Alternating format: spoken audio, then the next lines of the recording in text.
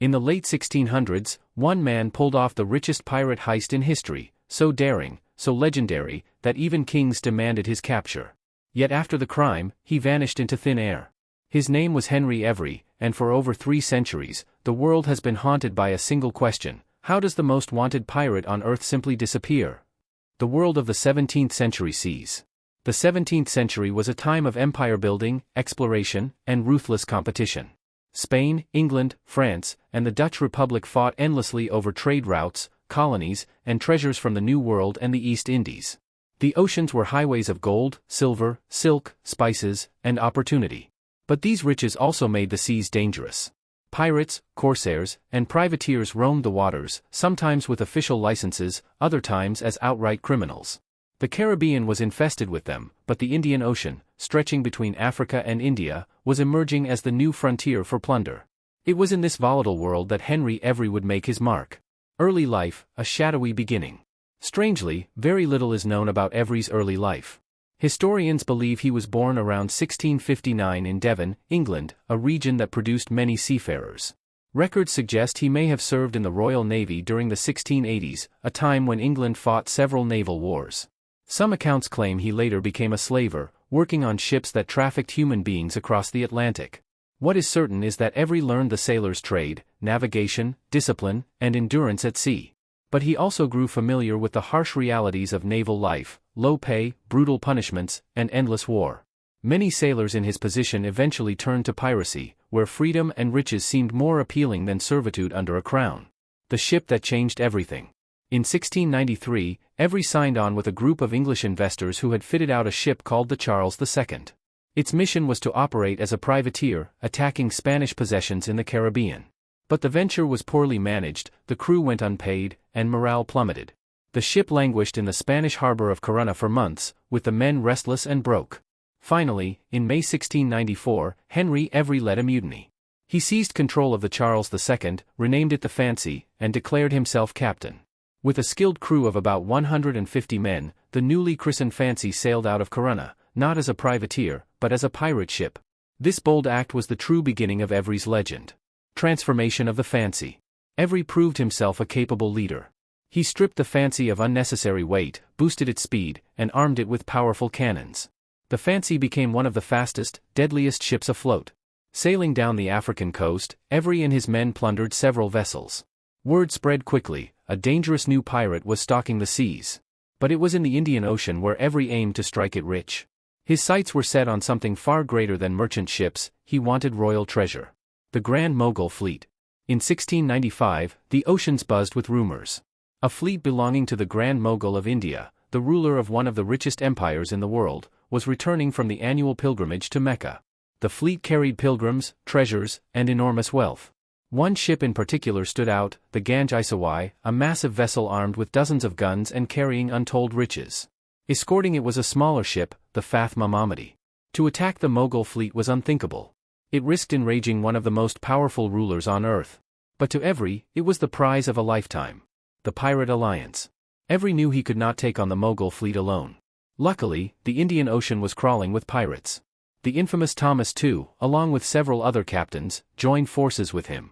Together, they formed what was essentially a pirate armada, hunting for the Mughal treasure fleet. For weeks, they waited and prowled the waters of the Arabian Sea. Finally, in September 1695, they spotted their quarry. The Battle of the Fath Mamamadi. The smaller Mughal escort ship, the Fath Mamamadi, was the first target. Every's alliance swarmed it, overwhelming the defenders. The pirates looted its cargo and left it battered. But this was only the beginning. The real treasure lay ahead. The fight for the Ganj-i-Sawai. Then came the great prize, the Ganj-i-Sawai. The ship was enormous, dwarfing the pirate vessels, and bristled with cannons. By all accounts, it should have been unstoppable. But fortune favored the pirates. As Every's Fancy engaged, one of the Ganj-i-Sawai's cannons exploded during the battle, killing crew members and sowing chaos. The pirates boarded the ship, and after a brutal struggle, they subdued the defenders.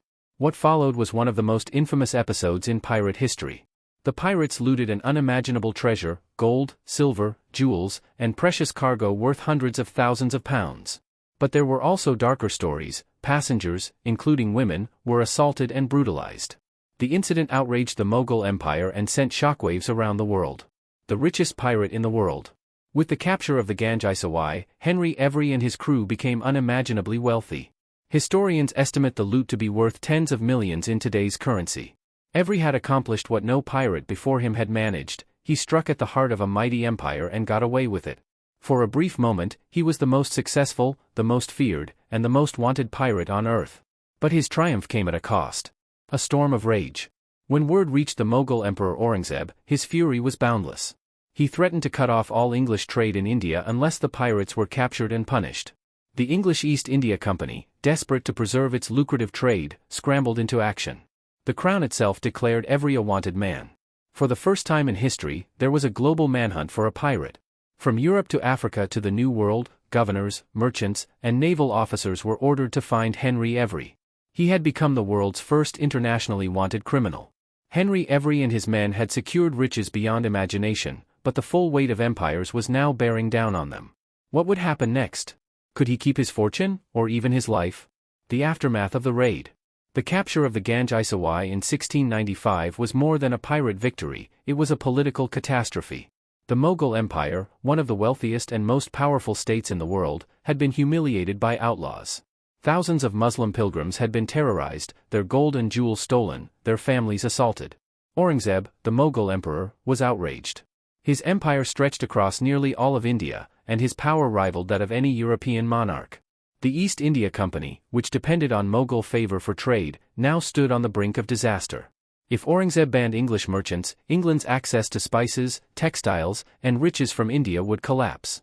Thus, what Henry Every saw as the score of a lifetime quickly became a diplomatic nightmare. England's dilemma. In London, panic spread through the East India Company's directors. They sent desperate letters to Parliament and the Crown. The Mughal Emperor demanded justice. The English government had no choice but to act.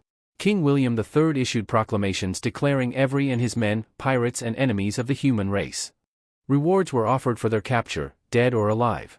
Never before had a pirate been the target of such a coordinated, worldwide manhunt.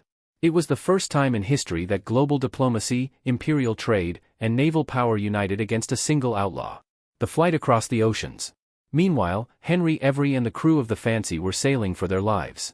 After their legendary raid, they steered toward the island of Socotra and then down the coast of Africa, hoping to evade the tightening noose.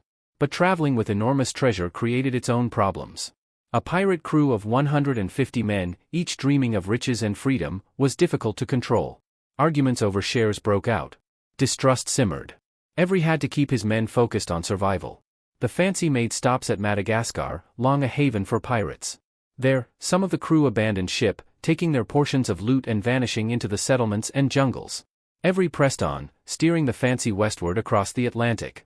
His plan was bold: disappear into the very heart of the English colonies. Disposing of the Fancy. Near the Bahamas, Every made a calculated decision. He scuttled the Fancy, sinking the most infamous pirate ship of its day. With it went the evidence of his crimes.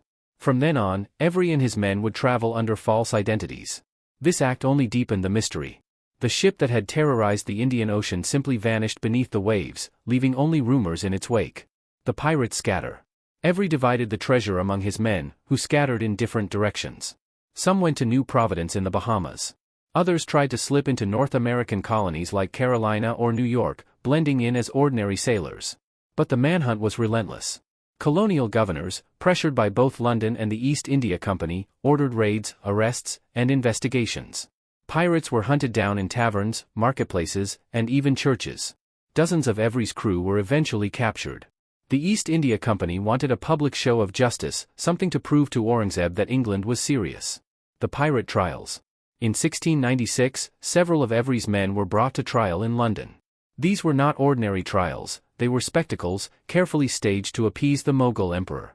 The courtroom was packed with merchants, politicians, and members of the public, all eager to see pirates punished. At first, the trials went badly for the prosecution. The evidence was weak, and the first group of men were actually acquitted. Panic swept through the East India Company. Acquittals would be seen as a betrayal by Aurangzeb. So, a second trial was staged. This time, the outcome was predetermined. Witnesses were lined up, charges were polished, and the men were condemned. Several of Every's crew were hanged in public, their bodies left on display as warnings. The message was clear: piracy would not be tolerated. But amidst all the arrests and executions, one name was missing: Henry Every himself. Where was Every? Despite the massive manhunt, the most wanted man in the world remained at large. Whispers spread across ports and taverns: Every had escaped with a fortune and was living like a king. Some claimed he retired quietly in Ireland, bribing officials to look the other way. Others insisted he had fled to Scotland or even returned to Devon, his birthplace, living in disguise as an ordinary man. Still others believed he had been betrayed by his own crew, robbed of his share, and died penniless in some backwater tavern. The truth was elusive. Legends and myths. The mystery of Every's fate grew into legend. Ballads and pamphlets circulated in London, painting him as a daring outlaw who defied empires. One popular pamphlet, The King of Pirates, described Every as a gentleman adventurer, living rich and free in Madagascar. To sailors and common folk, Every became a hero, a symbol of rebellion against corrupt kings and greedy merchants. To merchants and rulers, he was a nightmare, proof that one man could shake the foundations of global trade. The shadow of Aurangzeb. Even as years passed, the Mughal emperor did not forget. Aurangzeb continued to pressure the English to find Every, but by then, the trail had gone cold. The East India Company managed to salvage its trade privileges, but at enormous diplomatic cost. Every had not only stolen treasure, he had nearly destroyed the relationship between England and one of the greatest empires in the world. Henry Every had gone from sailor, to mutineer, to the richest pirate in history. He had escaped the hangman's noose, defied kings, and vanished without a trace. But what truly became of him? Did he live in secret luxury, or die in poverty, betrayed and forgotten? The Vanishing Act. By the end of the 1690s, Henry Every had slipped beyond the grasp of kings, empires, and merchants. His men had been scattered, some executed, others absorbed back into colonial life. But the King of Pirates, himself, once the most wanted man in the world, was nowhere to be found. The silence around his fate only fueled speculation. Each passing year added another layer of mystery, another legend whispered in taverns, another story printed in pamphlets. How could a man who had shaken the foundations of global trade simply disappear? Theory 1, the gentleman retiree. The most popular story at the time was that Every retired quietly with his fortune. Pamphlets like The King of Pirates depicted him as a gentleman living in Madagascar or even back in England, enjoying a comfortable life in secret. Supporters of this theory point to how much treasure Every must have taken. Even if he only kept a fraction of the Ganj-i-Sawai's riches, it would have been enough to secure a lifetime of luxury. But there's a problem: none of the colonial records show evidence of him spending vast wealth. No suspiciously rich landowner suddenly appeared in Devon. No mysterious nobleman surfaced in Ireland. If Every did retire in comfort, he left no trace of it. Theory 2, the betrayal. Another story suggests that Every never got to enjoy his treasure. According to some reports, he was betrayed by his own men. After dividing the loot, his share was stolen, and he was abandoned. Some accounts even suggest that he made his way to Ireland, where he tried to exchange jewels and gold but was cheated by corrupt merchants. Unable to reveal his identity, he died in poverty, a broken man. This version of the story was favored by moralists in England. To them, it was poetic justice: the pirate who defied kings ended up penniless, a warning to all who followed his path. Theory 3, the colonial ghost. A third theory places Every in the American colonies. Some whispers claimed he lived under an assumed name in North America, perhaps in Pennsylvania or the Carolinas. There were always rumors of mysterious sailors with sudden fortunes, tavern keepers who knew too much, or strangers who avoided questions. But no evidence has ever surfaced to prove it. At best, these stories show how Every's legend haunted the colonies. Pirates were folk heroes to many settlers, and imagining Every alive among them kept the legend alive. Theory 4, the King of Madagascar. Perhaps the most romantic theory is that Henry Every became a king in Madagascar. During the late 1600s, Madagascar was a pirate stronghold, a place where outlaws ruled their own makeshift kingdoms. Ballads claimed Every built a pirate empire there, ruling over both Europeans and locals, married to an African queen, and commanding fleets of ships. This myth was so popular that it lasted for generations. For common people in England, the idea of a poor sailor turning into a pirate king overseas was thrilling. It was the ultimate story of rebellion against the powerful. Yet historians doubt it. Archaeology and records from Madagascar show plenty of pirate activity, but no evidence of a pirate king named Henry Every. The trouble with the records. Part of the reason the mystery persists is that the records are so incomplete. Colonial governors, merchants, and officials reported sightings, but often they were rumors, not facts. Even the East India Company, which had the greatest motivation to find him, lost track after the fancy was abandoned.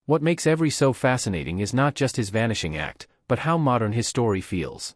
He was the first pirate to spark an international manhunt, forcing empires to cooperate in pursuit of a common enemy. He was also the first pirate to truly go global, striking in the Indian Ocean instead of the Caribbean, and shaking the foundations of world trade.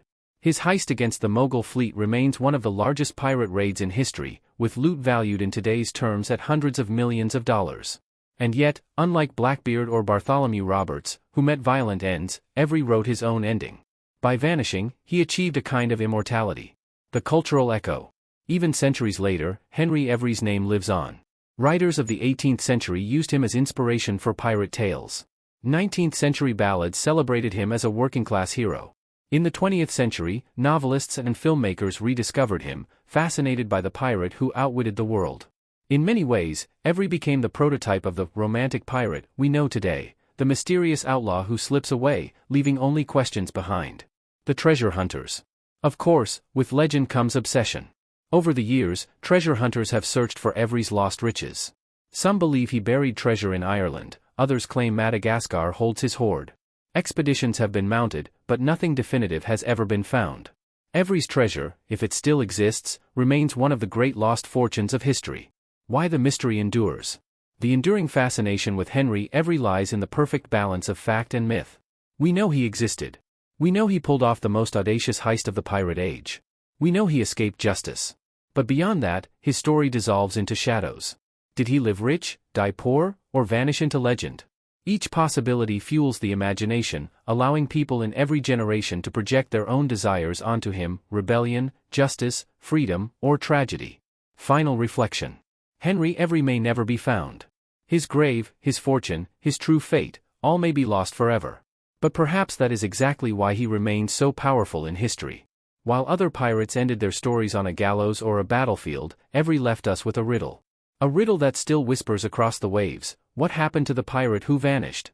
From mutiny to treasure, from the richest heist in history to a vanishing act that has never been solved, Henry Every remains one of the greatest mysteries of the sea. Perhaps we'll never know his true fate. But as long as sailors tell stories, the name of the pirate who vanished will never be forgotten.